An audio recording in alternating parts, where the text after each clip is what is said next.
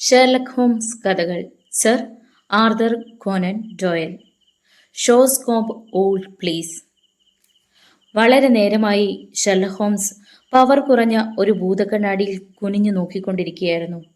നിവർന്ന് വിജയഭാവത്തിൽ എൻ്റെ നേരെ നോക്കിയിട്ട് പറഞ്ഞു, ഇത് വജ്രപശയാണ് വാട്സൺ, യാതൊരു സംശയവുമില്ല. ഇതിലെ ചിതറിക്കിടക്കുന്ന വസ്തുക്കളിലേക്ക് നോക്കൂ. ഞാൻ കുനിഞ്ഞ് ഭൂതക്കണ്ണാടിയിൽ നോക്കി. ആ രോമങ്ങൾ ഒരു കമ്പിളിക്കോട്ടിന്റെ നൂലുകളാണ്. അങ്ങിങ്ങായി ചാരനിറത്തിൽ കാണുന്നത് പൊടിയാണ്. ഇടതുഭാഗത്ത് തൊലിയുടെ അംശം കാണാം. നടുക്ക് തവിട്ടു നിറമുള്ള കുമിളകൾ വജ്രപശ തന്നെയാണ്. കൊള്ളാം, ഞാൻ ചിരിച്ചുകൊണ്ട് പറഞ്ഞു. താങ്കൾ പറയുന്നത് ഞാൻ അംഗീകരിക്കുന്നു. അതിനെ ആശ്രയിച്ചിരിക്കുന്ന മറ്റെന്തെങ്കിലുമുണ്ടോ? ഇതൊരു നല്ല തെളിവാണ്, അദ്ദേഹം പറഞ്ഞു. സെന്റ് പാൻക്രാസ് കേസിൽ മരിച്ച പോലീസുകാരന്റെ അടുത്ത് ഒരു തൊപ്പി കണ്ട കാര്യം താങ്കൾ ഓർമ്മിക്കുന്നുണ്ടാവും. കുറ്റം ചുമത്തപ്പെട്ടവർ അത് തൻ്റേതല്ലെന്ന് പറയുന്നു. പക്ഷേ അയാൾ ചിത്രങ്ങൾക്ക് ഫ്രെയിം ഉണ്ടാക്കുന്നയാളാണ്. അത്തരക്കാർക്ക് സാധാരണ വജ്രപശ ഉപയോഗിക്കേണ്ടി വരുമല്ലോ. അത് താങ്കളുടെ കേസാണോ? അല്ല, സ്കോട്ട്ലൻഡ് യാർഡിലെ എൻ്റെ സുഹൃത്ത് മെരീവേയിൽ അതൊന്ന് നോക്കാൻ എന്നോട് ആവശ്യപ്പെട്ടു. ആ നാണയ നിർമ്മാതാവിൻ്റെ ഷർട്ടിൻ്റെ കൈയുടെ അറ്റത്തുണ്ടായിരുന്ന ചെമ്പിന്റെയും നാഗത്തിന്റെയും പൊടിയെ മുൻനിർത്തി ഞാൻ വീഴ്ത്തിയതോടെ ഭൂതക്കണ്ണാടിയുടെ പ്രാധാന്യം അവർക്ക് ബോധ്യമായിരിക്കുന്നു. അദ്ദേഹം അക്ഷമയോടെ തന്റെ വാച്ചിൽ നോക്കി. ഒരു പുതിയ കക്ഷി വരാമെന്ന് പറഞ്ഞിരുന്നു. പക്ഷേ അയാൾ വരേണ്ട സമയം കഴിഞ്ഞു. ഇടയ്ക്ക് ചോദിക്കട്ടെ വാട്സൺ, താങ്കൾക്ക് കുതിരപ്പന്തയത്തെ പറ്റി പിടിപാടുണ്ടോ? ഉണ്ടാകണമല്ലോ. എൻ്റെ അപകട പെൻഷനിൽ പകുതിയും അതിനുവേണ്ടിയാണ് ചെലവഴിക്കുന്നത്. എന്നാൽ കുതിരപ്പന്തയക്കാര്യത്തിലുള്ള എൻ്റെ ഗൈഡ് താങ്കളായിരിക്കും. സർ റോബർട്ട് നോർബണ്ടൻ എങ്ങനെ? ആ പേര് കേട്ടിട്ട് എന്തെങ്കിലും ഓർമ്മയിൽ വരുന്നുണ്ടോ? ഉവ്, അയാൾ ഷോസ്കോംബ് ഓൾഡ് പ്ലേസിലാണ് താമസിക്കുന്നത്. എനിക്കത് നന്നായി അറിയാം. അവിടെയാണ് ഒരു വേനൽക്കാലം ഞാൻ ചെലവഴിച്ചത്. നോർബർട്ടൻ താങ്കളുടെ അധികാര പരിധിയിൽ ഒരിക്കൽ വന്നതാണ്. അതെങ്ങനെ? ന്യൂമാർക്കറ്റ് ഹീത്തിലെ സാംബ്രോവരെ അയാൾ കുതിരച്ചാട്ട കൊണ്ട് അടിച്ചപ്പോഴാണത്. കഴ്സൺ സ്ട്രീറ്റിലെ പ്രസിദ്ധ പണവ്യാപാരിയാണ് സാം. സാമിനെ അയാൾ കൊന്ന പോലെ ആക്കി. അത് കൊള്ളാമല്ലോ. അയാൾ ഇടയ്ക്കിടെ അങ്ങനെയൊക്കെ ചെയ്യുമോ? അയാൾ ഭയങ്കരനെന്ന് പേരെടുത്തിട്ടുണ്ട്. ഇംഗ്ലണ്ടിലെ ഏറ്റവും വലിയ സാഹസിക സവാരിക്കാരനാക്കാൻ ഒരുങ്ങിയതാണ്. ഏതാനും വർഷം മുമ്പ് നടന്ന ഗ്രാൻഡ് നാഷണലിൽ അയാൾ 2ാം സ്ഥാനം നേടി. തന്റെ തലമുറയെ കടത്തി വെട്ടിയവരിൽ ഒരുവനാണ് അയാൾ. റീജൻസിയുടെ കാലത്ത് അയാൾ ഒരു കൂറ്റനായിരുന്നിരിക്കണം. ഗുസ്തിക്കാരനും കായികാഭ്യാസിയും കുതിരപ്പന്തയക്കാരനും സുന്ദരികളുടെ കാമുകനും. ഇപ്പോൾ എല്ലാ തരത്തിലും മുങ്ങിക്കഴിഞ്ഞ അയാൾക്ക് ആ സ്ഥിതിയിലേക്ക് മടങ്ങുക വയ്യ. ഗംഭീരം തന്നെ വാട്സൺ. നിങ്ങളുടെ വിവരണം ഒരു തൂലികാ ചിത്രം പോലെ ആയിട്ടുണ്ട്. എനിക്ക് അയാളെ മനസ്സിലാകുമെന്ന് തോന്നുന്നു. ഇനി ഷോസ്കോംബ് ഓൾഡ് പ്ലേസിനെ പറ്റി കുറച്ച് വിവരങ്ങൾ പറഞ്ഞു തരൂ. അത് ഷോസ്കോംബ് പാർക്കിന്റെ മധ്യത്തിലാണ്. പ്രസിദ്ധമായ ഷോസ്കോംബ് കുതിര വളർത്തൽ കേന്ദ്രവും ട്രെയിനിങ് ക്വാർട്ടേഴ്സും അവിടെയുണ്ട്. പ്രധാന പരിശീലകൻ? ഹോംസ് പറഞ്ഞു. ജോൺ മേസനാണ്. എൻ്റെ അറിവോർത്ത് അത്ഭുതപ്പെടരുത് വാട്സൺ. ഇത് അയാളിൽ നിന്നുള്ള കത്താണ്. ഷോസ്കോംബിനെ പറ്റി കുറെ വിവരങ്ങൾ കൂടി വേണം. എനിക്കൊരു നല്ല പാർട്ടിയാണ് കിട്ടിയിരിക്കുന്നതെന്ന് തോന്നുന്നു. സ്പാനിയൻ നായകൻ ഷോസ്കോംബിൽ നിന്നാണ്, ഞാൻ പറഞ്ഞു. നായപ്രദർശനങ്ങളിലെല്ലാം അവയെപ്പറ്റി കേൾക്കാറുണ്ടല്ലോ. ഇംഗ്ലണ്ടിന് കുത്തകാവകാശമായ ഇനമാണത്. ഷോസ്കോംബ് ഓൾഡ് പ്ലേസിലെ പ്രഭ്വിയുടെ പ്രത്യേക അഭിമാനവും അവയാണ്. സർ റോബർട്ട് നോർബർട്ടന്റെ ഭാര്യയാവും. സർ റോബർട്ട് അവിവാഹിതനാണ്. അയാളുടെ സമീപനത്തിന് അത് നന്നായെന്ന് തോന്നുന്നു. അയാളുടെ വിധവയായ സഹോദരി ലേഡി ബിയാട്രിസ് ഫാൾഡറും ഒരുമിച്ചാണ് താമസം. അവർ അയാളുടെ കൂടെ താമസിക്കുന്നു എന്നാണോ? അല്ല, സ്ഥലം അവരുടെ ഭർത്താവിൻ്റെതാണ്, അന്തരിച്ച സർ ജെയിംസിൻ്റേത്. നോർബർട്ടന് അതിൽ അവകാശമൊന്നുമില്ല. അവരുടെ ജീവിതകാലം കഴിഞ്ഞാൽ അത് സർ ജെയിംസിന്റെ സഹോദരന് അവകാശപ്പെട്ടതാണ്. അവർ വർഷം തോറും വാടക വാങ്ങുന്നുമുണ്ട്. റോബർട്ട് പറഞ്ഞ വാടക കൊടുക്കുന്നുണ്ടാകുമല്ലോ. അങ്ങനെയൊക്കെയാണ് സംഗതികൾ. അയാൾ ഒരു ചെകുത്താനാണ്. സഹോദരിയുടെ ജീവിതത്തിൽ അയാൾ ശല്യമുണ്ടാക്കാതിരിക്കില്ല. എങ്കിലും അവർക്ക് അയാളെ വലിയ കാര്യമാണെന്ന് കേട്ടു. എന്താണ് ഷോസ്കോംബിലെ കുഴപ്പം? അതാണ് എനിക്ക് അറിയേണ്ടത്. അത് പറയാൻ കഴിയുന്ന മനുഷ്യൻ ഇതാ എത്തിയെന്ന് തോന്നുന്നു. നന്നായി മുഖം വടിച്ച കിളരമുള്ള ഒരാളെ ഭൃത്യൻ വാതിൽ തുറന്ന് അകത്തേക്ക് വിട്ടു. കുട്ടികളെയോ കുതിരകളെയോ നിയന്ത്രിക്കുന്നവർക്ക് മാത്രം കാണുന്ന തരത്തിലുള്ള ഉറച്ച വിരക്ത ഭാവമാണ് അയാൾ പ്രകടിപ്പിച്ചത്. മിസ്റ്റർ ജോൺ മേസന് ആ രണ്ടു വിഭാഗത്തിൽപ്പെട്ടവരെയും ഭരിക്കാനുണ്ടായിരുന്നു. അയാൾ ആ ജോലിക്ക് പ്രാപ്തനാണെന്നും തോന്നി. അയാൾ തല കുനിച്ച് വന്ദിച്ചിട്ട് ഹോംസ് ചൂണ്ടിക്കാണിച്ച കസേരയിലിരുന്നു. മിസ്റ്റർ ഹോംസ്, താങ്കൾക്ക് എൻ്റെ കുറിപ്പ് കിട്ടിയോ? ഉവ്, പക്ഷേ അതിൽ വിശദമായൊന്നും ഇല്ലല്ലോ. അത് എഴുതി അറിയിക്കാൻ വിഷമം തോന്നി. പിന്നെ കുറച്ച് കുഴഞ്ഞ പ്രശ്നവുമാണ്. നേരിട്ട് സംസാരിക്കാമെന്ന് കരുതി. ശരി, എന്നാൽ പറഞ്ഞോളൂ. മിസ്റ്റർ ഹോംസ്, തുടക്കത്തിലെ പറയട്ടെ, എൻ്റെ മുതലാളി സർ റോബർട്ടിന് ഭ്രാന്ത് പിടിച്ചിരിക്കുന്നു. ഹോംസ് പുരുകം ചൊളിച്ചിട്ട് പറഞ്ഞു. ഇത് ഡോക്ടർമാർ ധാരാളമുള്ള ഹാർലെ സ്ട്രീറ്റ് അല്ല, ബേക്കർ സ്ട്രീറ്റാണ്. നിങ്ങൾ അങ്ങനെ പറയാൻ കാരണം? സർ, ഒരാൾ ഒന്നോ രണ്ടോ തവണ വിചിത്രമായി പെരുമാറിയാൽ നമുക്ക് മനസ്സിലാക്കാം. എന്നാൽ അയാൾ ചെയ്യുന്നതെല്ലാം വിചിത്രമായാലോ? ഷോസ്കോം പ്രിൻസും ഡർബിയും കൂടി അയാളുടെ തല തിരിച്ചു കളഞ്ഞെന്ന് എനിക്ക് തോന്നുന്നു. ആദ്യത്തേത് നിങ്ങൾ ഓടിക്കുന്ന കുതിരയല്ലേ? അതെ, ഇംഗ്ലണ്ടിലെ ഏറ്റവും നല്ല കുതിര. എനിക്കത് നന്നായി അറിയാം. നിങ്ങളോട് തുറന്നു പറയാൻ പ്രയാസമില്ല. മാന്യന്മാരാകയാൽ നിങ്ങൾ പുറത്തു പറയില്ലല്ലോ. സർ റോബർട്ടിന് ഈ പന്തയം ജയിച്ചേ പറ്റൂ. അയാൾ കടത്തിൽ മുങ്ങിയിരിക്കുകയാണ്. ഇത് അവസാനത്തെ ചാൻസാണ്. ഈ കുതിരയെ കൊണ്ടാണ് അയാൾക്ക് എന്തെങ്കിലും ഉണ്ടാക്കാനോ കടം വാങ്ങാനോ കഴിയുക. വിഷമം പിടിച്ച പണി. അതിനിപ്പോൾ 40 ചില്ലാനമേ കിട്ടൂ. മുമ്പ് അയാൾ ഇതിന്റെ പേരിൽ പന്തയം കെട്ടാൻ തുടങ്ങിയ കാലത്ത് 100ഓളം കിട്ടുമായിരുന്നു. നല്ല കുതിരയാണെങ്കിൽ പിന്നെ അതെങ്ങനെ പറ്റി? പൊതുജനത്തിന് അതിന്റെ ഗുണം അറിയില്ല. സർ റോബർട്ട് ദല്ലാളന്മാർക്ക് പിടികൊടുക്കുകയുമില്ല. അയാൾ പ്രിൻസിനെ പോലെ മറ്റൊന്നിനെ ഇണക്കി നിർത്തിയിട്ടുണ്ട്. രണ്ടിനെയും വേർതിരിച്ചറിയാൻ പ്രയാസം. പക്ഷേ ഒരു ഫർലോങ് ഓടുമ്പോഴേ രണ്ടും തമ്മിൽ നല്ല അകലം വരും. അയാൾ കുതിരയെയും പന്തയത്തെയും കുറിച്ചല്ലാതെ ഒന്നും ആലോചിക്കാറില്ല. അയാളുടെ ജീവിതം തന്നെ അതിനായി നീക്കിവെച്ചിരിക്കുന്നു. കടക്കാരെ അതുവരെ പറഞ്ഞു നിർത്തിയിരിക്കുകയാണ്. പ്രിൻസ് തോറ്റാൽ അയാളുടെ പണി കഴിഞ്ഞതു തന്നെ. അതൊരു സാഹസികമായ ചൂതാട്ടമാണല്ലോ. പക്ഷേ അതിൽ ഭ്രാന്തിന്റെ പ്രശ്നം എന്താണ്? അത് മൂപ്പരുടെ കാര്യം നോക്കിയാൽ മനസ്സിലാവും. രാത്രി അങ്ങേര് ഉറങ്ങുന്നുണ്ടെന്ന് എനിക്ക് തോന്നുന്നില്ല. മൂപ്പർ എപ്പോഴും കുതിരാലയത്തിലാണ്. കണ്ണു ചുവന്നിരിക്കുന്നു. അദ്ദേഹത്തിന്റെ കഴിവിന് അപ്പുറമായിട്ടുണ്ട്. പിന്നെ ബിയാട്രിസ് ബെബ്രിയോടുള്ള പെരുമാറ്റവും. അതെന്താണ്? അവർ വളരെ അടുപ്പത്തിലായിരുന്നു. രണ്ടുപേർക്കും സമാന താല്പര്യങ്ങളായിരുന്നു. അദ്ദേഹത്തെ പോലെ തന്നെ അവരും കുതിരകളെ സ്നേഹിച്ചു. ദിവസവും കൃത്യസമയത്ത് അവയെ കാണാൻ അവർ ചെല്ലും. പ്രിൻസിനെ അവർക്ക് എന്ത് ഇഷ്ടമായിരുന്നെന്നോ. അവർ വാഹനത്തിൽ വരുന്നതിന്റെ ശബ്ദം കേൾക്കുമ്പോഴേ അവൻ ചെവി വട്ടം പിടിക്കും. അവരുടെ വീതം കിട്ടാനായി വേഗം ചെല്ലുകയും ചെയ്യും. ഇപ്പോൾ അതെല്ലാം അവസാനിച്ചിരിക്കുന്നു. അതെന്തേ? കുതിരയോടുള്ള അവരുടെ താല്പര്യമെല്ലാം അസ്തമിച്ചെന്ന് തോന്നുന്നു. ഒരാഴ്ചയോളമായിട്ട് ലായത്തിനടുത്തുകൂടി ഓടിച്ചു പോകുമ്പോൾ അവർ തിരിഞ്ഞു നോക്കാറേയില്ല. വഴക്കു വല്ലതും ഉണ്ടായി കാണുമോ? തീർച്ചയായും കടുത്ത വാശിയേറിയ നിഷ്ഠുരമായ കലഹം തന്നെ ഉണ്ടായിരിക്കണം. അല്ലാത്ത പക്ഷം അവർ കുഞ്ഞിനെ പോലെ സ്നേഹിച്ചിരുന്ന ആ നായയെ അയാൾ കൊടുക്കുമായിരുന്നില്ല. 3 മൈൽ അകലെ കെൻട്രാളിൽ ഗ്രീൻ ഗാർഡൻ നടത്തുന്ന കിഴവൻ ബാൺസിന് ഏതാനും ദിവസം മുമ്പാണ് അങ്ങേര് അതിനെ കൊടുത്തത്. അത് വിചിത്രമായി തോന്നുന്നല്ലോ. അവർക്ക് തന്റെ ദുർബലമായ ഹൃദയവും നീരുവീക്കവുമായി അങ്ങേരുടെ കൂടെ നടക്കുക പ്രയാസമാണല്ലോ. എന്നാൽ ദിവസവും വൈകിട്ട് 2 മണിക്കൂർ അയാൾ അവരുടെ മുറിയിൽ ചെലവഴിച്ചിരുന്നു. തനിക്ക് കഴിയുന്നതൊക്കെ അയാൾ ചെയ്യുമായിരുന്നു. കാരണം അവർ അയാൾക്ക് അത്ര നല്ലൊരു സുഹൃത്തായിരുന്നു. അതെല്ലാം അവസാനിച്ചിരിക്കുന്നു. അയാൾ അവരുടെ അടുത്ത് പോകാറേയില്ല. അത് അവരെ വേദനിപ്പിക്കുന്നു. അവർ മൂകയും ചിന്താകുലയും മദ്യപാനോത്സുകയുമായി തീർന്നിരിക്കുന്നു. ധാരാളം കുടിക്കും.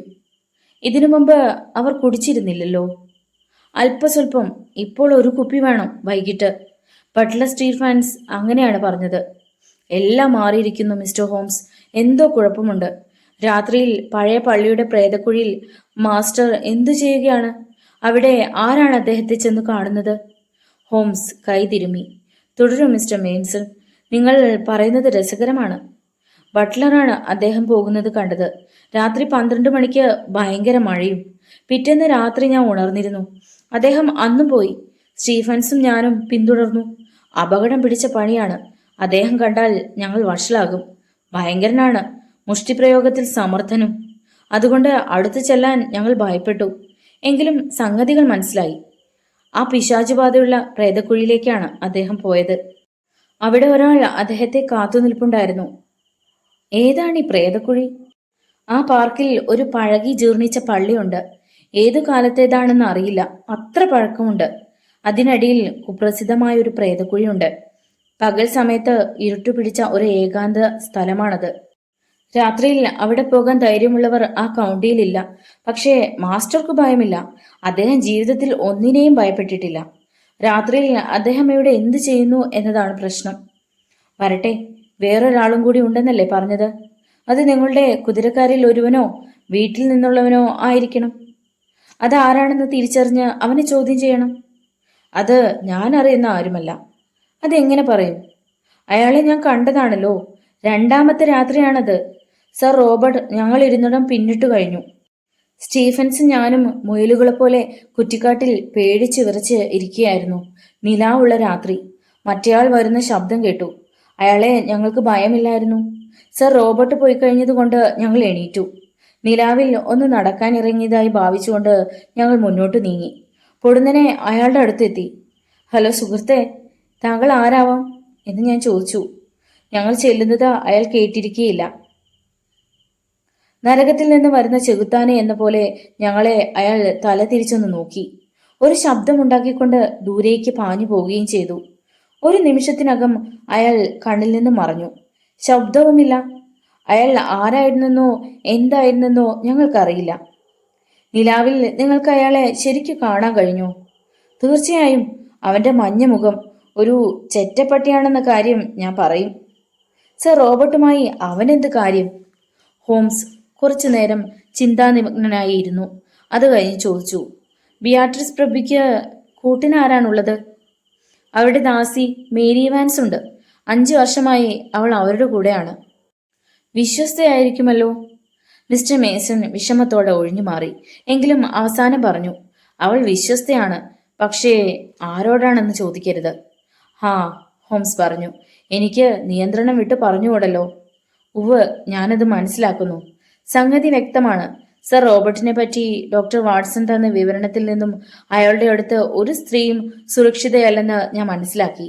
ആങ്ങളെയും പെങ്ങളുമായുള്ള വഴക്കിന് അതായിരിക്കുമോ കാരണം? വളരെയായി അറിയപ്പെടുന്ന കാര്യമാണത്. പക്ഷേ അവരത് മുമ്പ് കണ്ടിരിക്കില്ല. പെട്ടെന്ന് അവരത് കണ്ടെത്തിയെന്ന് നമുക്ക് സങ്കല്പിക്കുക. അവർക്ക് അവളെ പുറത്താക്കണമെന്നുണ്ട്. സഹോദരൻ സമ്മതിക്കില്ല. ഹൃദ്രോഗിയും നടക്കാൻ വയ്യാത്തവളുമായ അവർക്ക് തന്റെ നിശ്ചയം നടപ്പാക്കാൻ വഴിയില്ല. വെറുക്കപ്പെട്ട ദാസി വിട്ടുപോകുന്നുമില്ല. പ്രഭ്യെ മിണ്ടുന്നില്ല. അസ്വസ്ഥയാണ്. മദ്യത്തിൽ മുഴുകുന്നു. സർ റോബർട്ട് കുപിതനായി അവരുടെ പ്രിയപ്പെട്ട നായയെ അകറ്റുന്നു. ഇതെല്ലാം ഒത്തുചേരുന്നില്ലേ? ഉവ്, ഇതൊക്കെ ഒരതിർത്തിയോളം ഒത്തുപോകും. ഒരതിർത്തിയോളം മാത്രം.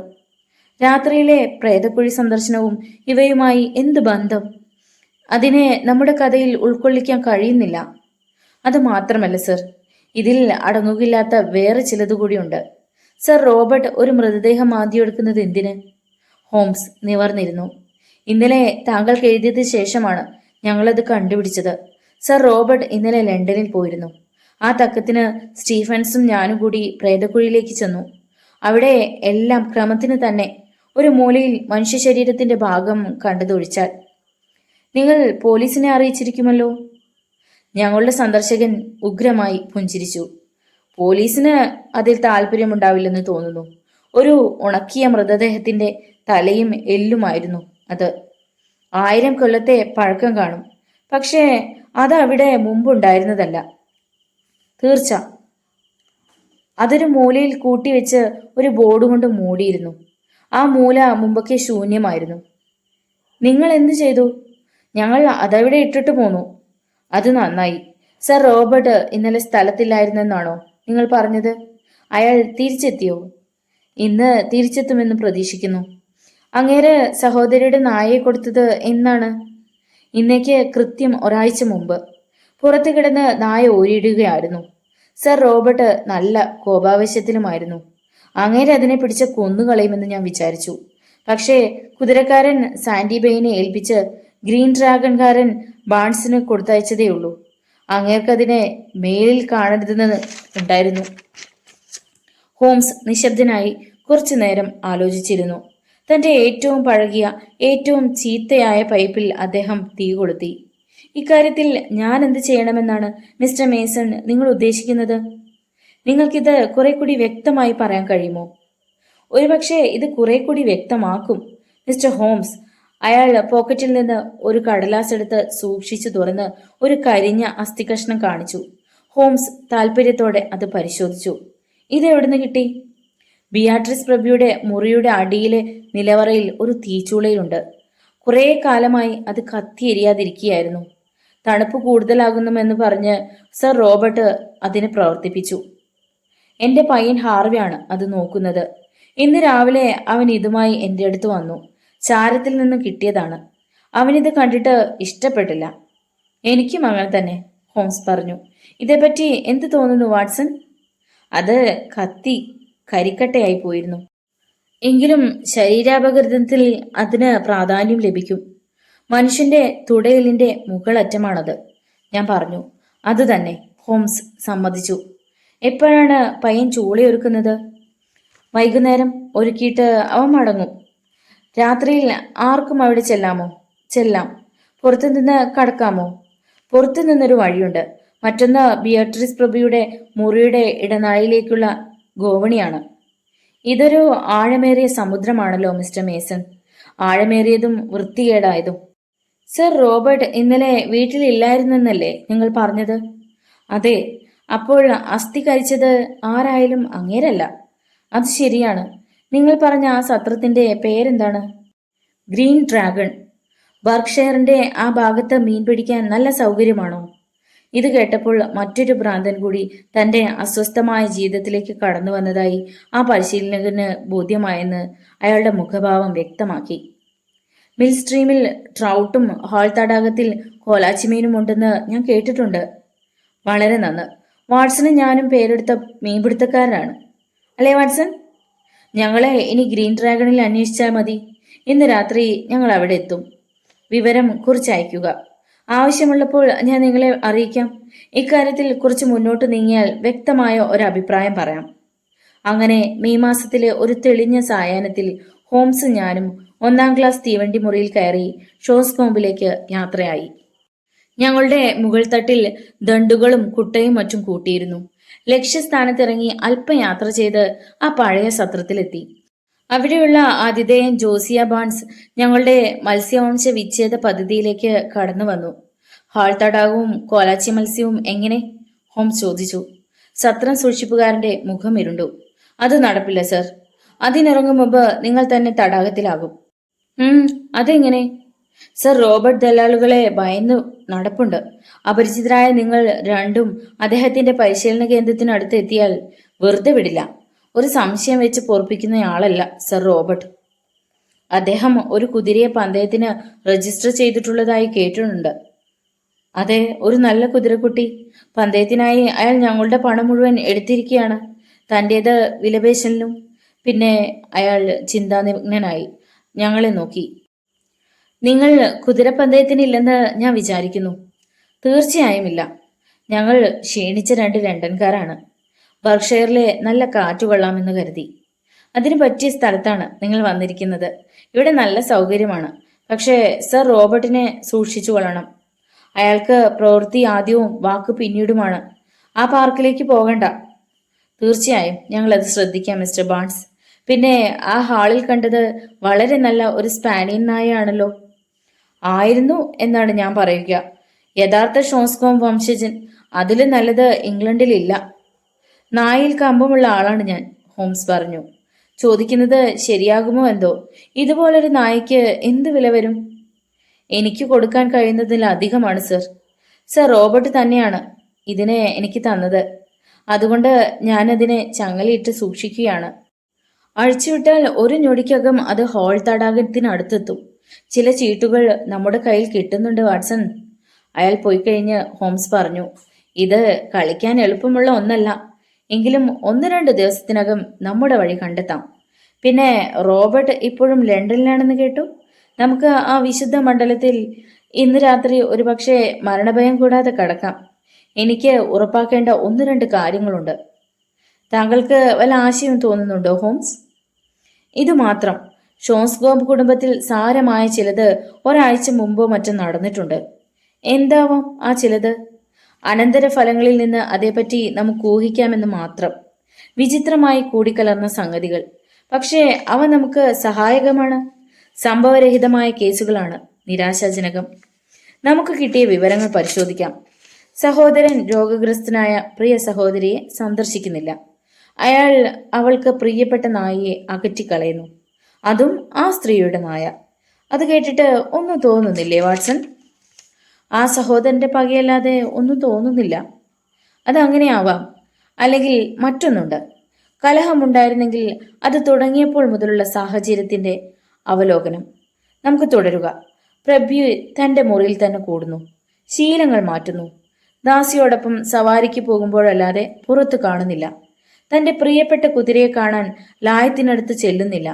പ്രകടമായും മദ്യപാനത്തിൽ മുഴുകുന്നു. അത്രയുമാണ് കേസ്, അല്ലേ? എനിക്കൊരു കിട്ടുന്നില്ല. ശരി, നമുക്ക് ലൈൻ ബി എടുക്കുക. സർ റോബർട്ടിനെ സംബന്ധിക്കുന്നത്. അയാൾ ഡർബി പന്തയം ജയിക്കാൻ ഭ്രാന്തെടുത്ത് നടക്കുകയാണ്. കടം കൊടുക്കുന്ന ജൂതന്മാരുടെ കയ്യിലാണ് അയാൾ. ഏത് സമയവും വിൽക്കപ്പെടാം. കടക്കാർ പന്തയ കുതിരകളെ പിടിച്ചെടുത്തെന്നും വരാം. അദ്ദേഹം ധീരനും എന്നാൽ നിരാശാഭരിതനുമായ മനുഷ്യനാണ്. സഹോദരിയിൽ നിന്നും പണം സമ്പാദിക്കുന്നു. സഹോദരിയുടെ ദാസി അയാളുടെ വിശ്വസ്ത ഉപകരണമാണ്. ഇത്രയും കാര്യങ്ങൾ ശരിയല്ലേ? പക്ഷേ ആ പ്രേതകുടീരം? അതെ, നമുക്കതേപ്പറ്റി ഇങ്ങനെ ഊഹിക്കുക. ഇതൊരു സങ്കല്പം മാത്രമാണ്. വാദത്തിനു വേണ്ടിയുള്ള അപവാദാത്മകമായ സങ്കല്പം. സർ റോബർട്ട് തന്റെ സഹോദരിയെ കൊലപ്പെടുത്തിയിരിക്കുന്നു. പ്രിയ ഹോംസ്, അത് അസാധ്യമാണ്. ആവാം. സർ റോബർട്ട് മാന്യന്മാരുടെ ഗണത്തിൽപ്പെടുന്നു. പക്ഷേ കഴുകന്മാരുടെ ഇടയ്ക്ക് ചിലപ്പോൾ ശവന്തീനി കാക്കയും കാണും. ഈ സങ്കല്പം മുൻനിർത്തി നമുക്ക് അല്പം ആലോചിക്കുക. അങ്ങേർക്ക് വലിയൊരു സമ്പാദ്യം ഉണ്ടാകുന്നവരെ നാട് വിടുക വയ്യ. ഷോൺസ്കോം പ്രിൻസിനെ കൊണ്ടുള്ള ഈ കൃത്യം നടക്കുന്നവരെ ആ സമ്പാദ്യം സാധ്യമല്ല. അതുകൊണ്ട് അയാൾ ഉറച്ചു നിന്നു. തന്റെ ഇരയുടെ മൃതദേഹം അയാൾക്ക് നീക്കിക്കളയണം. തൽക്കാലം ആ ഭാഗം അഭിനയിക്കുന്ന ഒരാളെ കിട്ടുകയും വേണം. ദാസി അയാളുടെ വിശ്വസ്തയാകാൻ അതിന് ബുദ്ധിമുട്ടില്ല. ആരും പോകാറില്ലാത്ത ആ പ്രേത കുടീരത്തിലേക്ക് മൃതദേഹം നീക്കുക. പിന്നീട് ചൂളയിലിട്ട് രാത്രി അത് നശിപ്പിക്കുക. നമ്മൾ കണ്ടതുപോലുള്ള അവശിഷ്ടം മാത്രം ബാക്കിയാക്കുക. അതിനെപ്പറ്റി എന്തു പറയുന്നു വാട്സൺ? ആദ്യത്തെ രാക്ഷസീയ സങ്കല്പം അംഗീകരിച്ചാൽ ഇതെല്ലാം സാധ്യമാണ്. നാളെ നമുക്കൊരു ചെറിയ പരീക്ഷണം നടത്താം. അത് ഇതിലേക്ക് കുറച്ച് വെളിച്ചം പകരും. ഇതിനിടയ്ക്ക് നമ്മുടെ ആതിഥേയനെ ഒരു മധുരോത്സവത്തിന് ക്ഷണിച്ചും മത്സ്യങ്ങളെ പറ്റി സംസാരിച്ചും കയ്യിലെടുത്താൽ നമ്മുടെ കഥാപാത്രങ്ങളെ പിന്തുടരാൻ സൗകര്യം കിട്ടും. ഇതോട് ബന്ധപ്പെട്ട പ്രാദേശിക സംഭാഷണങ്ങൾ കേൾക്കാനും സൗകര്യപ്പെടും. മീൻപിടുത്തത്തിന് വേണ്ട എല്ലാ സാധനങ്ങളും എടുത്തിട്ടില്ലെന്ന് രാവിലെ മനസ്സിലായി. അതുകൊണ്ട് അതിന് മുതിർന്നില്ല. 11 മണിയായപ്പോഴേക്ക് ഞങ്ങളൊന്ന് നടക്കാനിറങ്ങി. ആ കറുത്ത നായയെ കൂടെ കൊണ്ടുപോകാനുള്ള അനുവാദം ഹോംസ് വാങ്ങിയിരുന്നു. ഇതാണ് സ്ഥലം. ഉയർന്ന പാർക്ക് ഗേറ്റിനടുത്തെത്തിയപ്പോൾ ഹോംസ് പറഞ്ഞു. ഉച്ചയാകുമ്പോഴേക്ക് പ്രഭി സവാരിക്കിറങ്ങുമെന്ന് ബാൺസ് പറഞ്ഞു. ഗേറ്റ് തുറക്കുന്നതിനിടയ്ക്ക് വാഹനം സാവകാശത്തിലാക്കേണ്ടി വരും. വീണ്ടും സ്പീഡ് എടുക്കും മുമ്പ് വാട്സൺ, താങ്കൾ വല്ലതും ചോദിച്ച് കോച്ച്മാനെ അല്പം നിർത്തണം. എന്നെ നോക്കണ്ട. ഞാൻ ഈ കുറ്റിക്കാട്ടിൽ മറിഞ്ഞു നിന്ന് വേണ്ടത്ര ശ്രദ്ധിക്കാം. അതൊരു നീണ്ട കാത്തിരിപ്പായിരുന്നില്ല. 15 മിനിറ്റിനകം 2 കുതിര വലിക്കുന്ന മഞ്ഞ നിറത്തിലുള്ള അലങ്കൃത വാഹനം നീണ്ട വഴിയിലൂടെ വരുന്നത് ഞങ്ങൾ കണ്ടു. നായയെയും കൊണ്ട് ഹോംസ് കുറ്റിക്കാട്ടിൽ മറഞ്ഞു. ഞാൻ അശ്രദ്ധനായി ഒരു വടിയും വീശി നടന്നു. ഒരു വേലക്കാരൻ ഓടിച്ചെന്ന് ഗേറ്റ് തുറന്നു. വാഹനം പതുക്കെയായി. അകത്തിരിക്കുന്നവരെ എനിക്ക് കാണാൻ കഴിഞ്ഞു. ധിക്കാരം കലർന്ന കണ്ണുകളും ഇളം മഞ്ഞ തലമുടിയും നല്ല നിറമുള്ള ഒരു ചെറുപ്പക്കാരി ഇടതുവശത്തിരുന്നു. അവളുടെ വലത്ത് കഴുത്തിലും ഉരത്തിലും ഷാളുകളിട്ട പ്രായമായ ഒരു സ്ത്രീ ഉണ്ടായിരുന്നു. അതാവണം രോഗഗ്രസ്ത. വാഹനം പ്രധാന നിരത്തിലെത്തിയപ്പോൾ ഞാൻ അധികാരഭാവത്തിൽ കൈ കാണിച്ചു. വണ്ടിക്കാരൻ കടിഞ്ഞാൻ വലിച്ചപ്പോൾ സർ റോബർട്ട് ഷോൺസ്കോബ് ഓൾഡ് പ്ലേസിലുണ്ടോ എന്ന് ഞാൻ അന്വേഷിച്ചു. അതേ നിമിഷം ഹോംസ് പുറത്തു വന്ന് നായയെ അഴിച്ചുവിട്ടു. സന്തോഷ ശബ്ദത്തോടെ അത് വാഹനത്തിനടുത്തേക്ക് പാഞ്ഞു. അതിന്റെ പടിയിൽ കയറി മണപ്പിച്ചിട്ട് കോപത്തോടെ അത് പിൻവാങ്ങി. വണ്ടി വിടൂ! ഒരു പരുക്കൻ ശബ്ദം അലറി. വണ്ടിക്കാരൻ കുതിരയെ അടിച്ചു. ഞങ്ങൾ മാത്രം വഴിയിൽ ശേഷിച്ചു. അപ്പോൾ അത് വ്യക്തമായി വാട്സൺ. ഹോംസ് നായയുടെ ചങ്ങല ബന്ധിക്കുന്നതിനിടയിൽ പറഞ്ഞു. തന്റെ യജമാനത്തിയാണെന്ന് വിചാരിച്ചാണ് അവൻ ചെന്നത്. അപരിചിതയാണെന്ന് വ്യക്തമായി. നായകൾക്ക് തെറ്റുപറ്റാറില്ല. അതൊരു പുരുഷന്റെ ശബ്ദമായിരുന്നു. ഞാൻ പറഞ്ഞു. അതെ, നമ്മളിപ്പോൾ ഒരു ചീട്ടുകൂടി സമ്പാദിച്ചിരിക്കുന്നു. പക്ഷേ അതുകൊണ്ട് സൂക്ഷിച്ചു കളിക്കണം. അന്നത്തേക്ക് ഹോംസിന് വേറെ പരിപാടിയൊന്നുമില്ലെന്ന് തോന്നി. മിൽ സ്ട്രീമിൽ ഞങ്ങൾ ചെറിയൊരു മത്സ്യബന്ധനം നടത്തി. അത്താഴത്തിന് വേണ്ടത്ര ട്രൗട്ടുകളെ പിടിച്ചു. ആ ഭക്ഷണത്തിന് ശേഷമാണ് ഹോംസ് ഊർജ്ജസ്വലനായത്. രാവിലെ പോയ വഴിയിലൂടെ ഞങ്ങൾ നടന്നു. പാർക്ക് ഗേറ്റിലെത്തിയപ്പോൾ മിസ്റ്റർ ജോൺ മേസൺ കാത്തു നിൽപ്പുണ്ടായിരുന്നു. ഗുഡ് ഈവനിങ്, അയാൾ പറഞ്ഞു. എനിക്ക് മിസ്റ്റർ ഹോംസിന്റെ കുറിപ്പ് കിട്ടി. സർ റോബർട്ട് ഇനിയും തിരിച്ചെത്തിയിട്ടില്ല. ഇന്ന് രാത്രി വരുമെന്ന് കേട്ടു. ആ പ്രേതകുടീരം വീട്ടിൽ നിന്ന് എന്ത് ദൂരെയാണ്? 1/4 മൈലുണ്ടാകും. എന്നാൽ നമുക്കയാളെ അവഗണിക്കാം. എനിക്കത് സാധ്യമല്ല മിസ്റ്റർ ഹോംസ്. അദ്ദേഹം വന്നാലുടൻ ഷോസ്കോം പ്രിൻസ് എങ്ങനെയുണ്ടെന്ന് അറിയാൻ എന്നെ വിളിക്കും.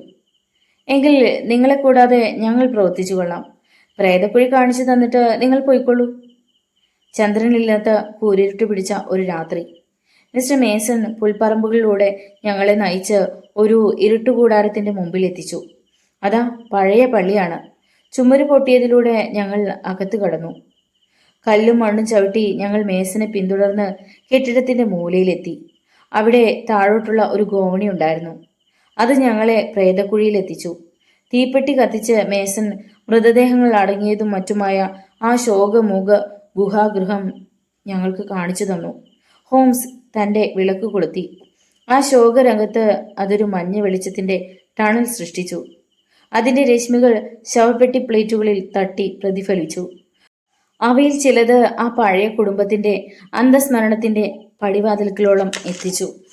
ചില അസ്ഥികളെപ്പറ്റി പറഞ്ഞത് എവിടെയാണ് മിസ്റ്റർ മേസൺ? ഒന്ന് കാണിച്ചു തന്നിട്ട് പോകാമോ? അതീ മൂലയ്ക്കാണ്. അയാൾ നടന്നു ചെന്ന് അത്ഭുതത്തോടെ നിന്നു. അതൊക്കെ പോയല്ലോ, അയാൾ പറഞ്ഞു. ഞാനത് പ്രതീക്ഷിച്ചു, ഹോംസ് പറഞ്ഞു. ആ ചൂളയിൽ അതൊക്കെ ചാരമായിട്ടുണ്ടാകും. പക്ഷേ 1000 കൊല്ലം മുമ്പ് മരിച്ച ഒരാളുടെ എല്ല് കരിച്ചിട്ട് അയാൾക്ക് എന്തു കാര്യം? ജോൺ മേസൺ ചോദിച്ചു. അതറിയാനാണ് നമ്മൾ ശ്രമിക്കുന്നത്, ഹോംസ് പറഞ്ഞു. അതിന് നീണ്ട അന്വേഷണം വേണ്ടി വന്നേക്കാം. താങ്കൾ നിൽക്കണമെന്നില്ല. നേരം വെളുക്കും മുമ്പ് ഒരു പരിഹാരം കാണാൻ കഴിയുമെന്നാണ് എൻ്റെ സങ്കല്പം. ജോൺ മേസൺ പോയപ്പോൾ ഹോംസ് ശവകുടീരങ്ങൾ പരിശോധിക്കാൻ തുടങ്ങി. സാക്സൺ കാലഘട്ടത്തിൻ്റേതു മുതൽ 18-ാം നൂറ്റാണ്ടിലേതുവരെ പലതും കണ്ടെത്തി. 1 മണിക്കൂറിലധികം തെരഞ്ഞപ്പോഴാണ് ഒരറ്റത്ത് ഈയത്തകിട് കൊണ്ടുള്ള ശവപ്പെട്ടി ഹോംസ് കണ്ടത്. തന്റെ ലക്ഷ്യം അതായിരുന്നെന്ന് തോന്നി. അദ്ദേഹം സംതൃപ്തിയും ആഹ്ലാദവും പ്രകടിപ്പിച്ചു. അതിന്റെ മൂടിയുടെ അരിക് അദ്ദേഹം ലെൻസ് വെച്ച് പരിശോധിച്ചു. അനന്തരം ജെമ്മി ഉപയോഗിച്ച് ഒരു ഭാഗം തുറന്നു. പക്ഷേ ഉള്ളടക്കം പരിശോധിക്കും മുമ്പ് അപ്രതീക്ഷിതമായ ഒരു തടസ്സം നേരിട്ടു. മുകളിൽ പള്ളിക്കകത്ത് ആരോ നടക്കുന്നത് കേട്ടു. അത് ഉറച്ച തിടുക്കത്തിലുള്ള കാൽവെപ്പുകളായിരുന്നു. ഒരു ഉദ്ദേശത്തോടെ വരുന്ന സ്ഥലനിശ്ചയമുള്ള ആളാണെന്ന് തോന്നി. ഗോവണിയിലൂടെ ഒരു പ്രകാശം താഴേക്ക് ഒഴുകി. ഒരു നിമിഷത്തിനകം അത് വഹിച്ചിരുന്ന ആൾ ആ ഗോതിക് പ്രവേശന കവാടത്തിലെത്തി. ഒരു ഭീമാകാരൻ, രൂപത്തിലും പെരുമാറ്റത്തിലും ഭയങ്കരൻ. അയാൾ മുമ്പിൽ പിടിച്ചിരുന്ന വലിയ വിളക്ക്, തടിച്ച മേൽമീശയും കോപാകുലമായ കണ്ണുകളുമുള്ള അയാളുടെ ക്രൂരമുഖം തെളിച്ചു കാട്ടി. ആ കണ്ണുകൾ ചുറ്റും നോക്കിയിട്ട് എന്റെ സ്നേഹിതന്റെയും എന്റെയും മേൽ തറച്ചു. ഏത് ചെകുത്താന്മാരാണ് നിങ്ങൾ? അയാൾ അലറി. എന്റെ സ്ഥലത്ത് നിങ്ങൾ എന്തു ചെയ്യുകയാണ്? ഹോംസ് മിണ്ടാതിരുന്നപ്പോൾ അയാൾ 2 അടി മുമ്പോട്ട് നീങ്ങി. കയ്യിലുണ്ടായിരുന്ന തടിച്ച വടി ഉയർത്തി. വീണ്ടും അലറി. ഞാൻ ചോദിച്ചത് കേട്ടില്ലേ? നിങ്ങൾ ആരാണ്? ഇവിടെ എന്തു ചെയ്യുന്നു? ആ വടി അന്തരീക്ഷത്തിൽ ചലിച്ചു. ഹോംസ് പരിഭ്രമിക്കുന്നതിന് പകരം അയാളെ നേരിടാൻ മുന്നോട്ടെടുക്കുകയാണ് ഉണ്ടായത്. എനിക്കും താങ്കളോടൊന്ന് ചോദിക്കാനുണ്ട് മിസ്റ്റർ റോബർട്ട്, തന്റെ കടുത്ത ശബ്ദത്തിൽ അദ്ദേഹം പറഞ്ഞു. ഇതാരാണ്? ഇതിവിടെ എങ്ങനെ വന്നു? അദ്ദേഹം തിരിഞ്ഞ് ആ പെട്ടിയുടെ മൂടി ചീന്തി നീക്കി. തല മുതൽ കാല് വരെ ഷീറ്റിൽ പൊതിഞ്ഞ ഒരു മൃതദേഹം ആ വിളക്കിന്റെ പ്രകാശത്തിൽ ഞാൻ കണ്ടു. അതിന്റെ അവയവങ്ങൾ ഭയാനകമായി എഴുന്നു നിന്നു. പ്രഭു ഭയന്ന് വിളിച്ചുകൊണ്ട് പിന്നോട്ട് മാറി. ഒരു ശിലാശവപ്പെട്ടിയിൽ ചാരി നിന്നു. നിങ്ങളിതേപ്പറ്റി എങ്ങനെ അറിഞ്ഞു? അയാൾ ചോദിച്ചു. അനന്തരം തന്റെ സമരോത്സുമുഖഭാവം വീണ്ടെടുത്തുകൊണ്ട് ചോദിച്ചു. നിങ്ങൾക്കിതിൽ എന്തു കാര്യം? എന്റെ പേര് ഷെർലക് ഹോംസ് എന്നാണ്. എന്റെ സ്നേഹിതൻ പറഞ്ഞു. ഒരു പക്ഷേ കേട്ടു കാണും. നിയമപാലനം എന്റെ ചുമതലയിൽപ്പെടുന്നു. എല്ലാ നല്ല പൗരന്മാർക്ക് എന്ന പോലെ നിങ്ങൾ പലതിനും മറുപടി പറയേണ്ടതുണ്ടെന്ന് എനിക്ക് തോന്നുന്നു. സർ റോബർട്ട് ഒരു നിമിഷം മിഴിച്ചു നിന്നു. ഹോംസിന്റെ ശാന്തമായ ശബ്ദത്തിനും അക്ഷോഭ്യമായ പെരുമാറ്റത്തിനും ഫലമുണ്ടായി. ദൈവത്തിന്റെ മുമ്പിൽ മിസ്റ്റർ ഹോംസ്, ഇതെല്ലാം ശരിയാണ്, അയാൾ പറഞ്ഞു. പുറമേ നോക്കിയാൽ എല്ലാം എനിക്കെതിരാണ്. പക്ഷേ എനിക്ക് വേറെ വഴിയുണ്ടായിരുന്നില്ല. അങ്ങനെ കരുതാൻ എനിക്ക് സന്തോഷം മാത്രം. പക്ഷേ പോലീസിന്റെ മുമ്പിൽ നിങ്ങളുടെ വിശദീകരണം വേണ്ടിവരുമെന്ന് തോന്നുന്നു. സർ റോബർട്ട് തന്റെ വലിയ തോള് കുലുക്കി. അങ്ങനെ വേണമെങ്കിൽ അങ്ങനെയാകാം. പക്ഷേ വീട്ടിലേക്ക് വന്നാൽ സംഗതികൾ എങ്ങനെയൊക്കെയാണെന്ന് താങ്കൾക്ക് ബോധ്യമാകും. 15 മിനിറ്റ് കഴിഞ്ഞപ്പോൾ ഞങ്ങൾ ആ വീട്ടിലെത്തി. ഒരു മുറിയിൽ ഞങ്ങളെ ഇരുത്തിയിട്ട് സർ റോബർട്ട് അകത്തുപോയി. ഏതാനും നിമിഷം കഴിഞ്ഞ് അദ്ദേഹം 2 സുഹൃത്തുക്കളെയും കൂട്ടി വന്നു. ഒന്ന് മുമ്പ് വാഹനത്തിൽ കണ്ട ചെറുപ്പക്കാരിയായിരുന്നു. മറ്റേത് ഒരു എലിമുഖമുള്ള കപട സ്വഭാവം കാണിക്കുന്ന മനുഷ്യൻ. ഇവർ അത്ഭുതഭാവത്തോടെയാണ് വന്നത്. സംഭവഗതി അവർക്ക് വിവരിച്ചു കൊടുക്കാൻ പ്രഭുവിന് സമയം കിട്ടിയിരുന്നില്ല എന്നത് സ്പഷ്ടം. സർ റോബർട്ട് കൈ ചൂണ്ടി പറഞ്ഞു. ഇത് നോർലെറ്റ് ദമ്പതികളാണ്. ഈ ചെറുപ്പക്കാരി എന്റെ സഹോദരിയുടെ കൂടെ കുറെ വർഷമായി നിൽക്കുന്നു. ഞാനിവരെ കൂട്ടിക്കൊണ്ടുവന്നത് സത്യാവസ്ഥ വിവരിക്കാനും അതറിയാവുന്ന ഇവരെ കൊണ്ട് വേണമെങ്കിൽ തെളിയിക്കാനുമാണ്. ഇത് വേണോ സർ റോബർട്ട്? താങ്കൾ ചെയ്യുന്നത് എന്താണെന്ന് ആലോചിച്ചോ? ആ സ്ത്രീ ചോദിച്ചു. എനിക്കാണെങ്കിൽ ഇതിന്റെ ഉത്തരവാദിത്വം ഒന്നുമില്ല, അവളുടെ ഭർത്താവ് പറഞ്ഞു. സർ റോബർട്ട് അയാളെ അവജ്ഞയോടെ നോക്കി പറഞ്ഞു. എല്ലാ ഉത്തരവാദിത്വവും ഞാൻ ഏൽക്കുന്നു മിസ്റ്റർ ഹോംസ്. ഇനി ഞാൻ വസ്തുതകൾ പറയട്ടെ. താങ്കൾ എന്റെ കാര്യത്തിലേക്ക് ആഴത്തിൽ കടന്നിരിക്കണം. അല്ലെങ്കിൽ ഞാൻ കണ്ടെടുത്ത് താങ്കളെ കാണുമായിരുന്നില്ല. ആ സ്ഥിതിക്ക് ഞാനൊരു കറുത്ത കുതിരയെ ഡർബിയിൽ ഓടിക്കുമെന്നും എന്റെ ഭാഗതയും ആ വിജയത്തെ ആശ്രയിച്ചിരിക്കുന്നുവെന്നും താങ്കൾ അറിഞ്ഞു കാണും. ഞാൻ ജയിച്ചാൽ എല്ലാം എളുപ്പം, തോറ്റാൽ അത് ചിന്തിക്കാൻ ഞാൻ ധൈര്യപ്പെടുന്നില്ല. ഞാനത് മനസ്സിലാക്കുന്നു, ഹോംസ് പറഞ്ഞു. ഞാൻ എല്ലാറ്റിനും എന്റെ സഹോദരി ബിയാട്രിസ് പ്രഭുയെ ആശ്രയിക്കുന്നു. എന്നാൽ അവരുടെ സ്വത്തിൽ നിന്നുള്ള ആദായം ജീവിതകാലത്തേക്ക് മാത്രമാണെന്ന് പ്രസിദ്ധമാണ്. ഞാനാണെങ്കിൽ ജൂതന്മാരുടെ കയ്യിലാണ്. സഹോദരി മരിച്ചാൽ കടക്കാർ എന്റെ എസ്റ്റേറ്റിനെ കഴുകന്മാരെ പോലെ ആക്രമിക്കും, എല്ലാം പിടിച്ചെടുക്കും, എന്റെ ലായവും കുതിരകളെയും ഒക്കെ. മിസ്റ്റർ ഹോംസ്, എന്റെ സഹോദരി ഒരാഴ്ച മുമ്പ് മരിച്ചു. എന്നിട്ട് നിങ്ങൾ ആരോടും പറഞ്ഞില്ലേ? ഞാൻ എന്തു ചെയ്യും? സമ്പൂർണ്ണ നാശം എന്നെ തുറച്ചു നോക്കി. 3 ആഴ്ച തള്ളി നീക്കിയാൽ എല്ലാം ശരിയാകും. അവരുടെ വേലക്കാരിയുടെ ഭർത്താവ്, ഈ മനുഷ്യൻ ഒരു നടനാണ്. ചുരുങ്ങിയ കാലം എന്റെ സഹോദരിയായി അയാൾ അഭിനയിച്ചാൽ മതിയെന്ന് എനിക്ക് തോന്നി. ദിവസവും വാഹനത്തിൽ പ്രത്യക്ഷപ്പെടണമെന്നേ ഉള്ളൂ. അവരുടെ മുറിയിൽ മറ്റാരും ചെല്ലാറില്ലാത്തതുകൊണ്ട് വേറെ അഭിനയം ആവശ്യമില്ല. അത് എളുപ്പമായിരുന്നു. എന്റെ സഹോദരി വളരെ നാളത്തെ നിർവീക്കം കൊണ്ടാണ് മരിച്ചത്. അതൊരു അപമൃത്യു വിചാരകൻ നിശ്ചയിക്കും. അവരുടെ രോഗലക്ഷണങ്ങൾ അത്തരമൊരു അന്ത്യം സൂചിപ്പിച്ചിരുന്നുവെന്ന് ഡോക്ടർ സർട്ടിഫൈ ചെയ്യും. എന്നിട്ട് നിങ്ങൾ എന്തു ചെയ്തു? ശരീരം അവിടെ വെക്കാനാവില്ല.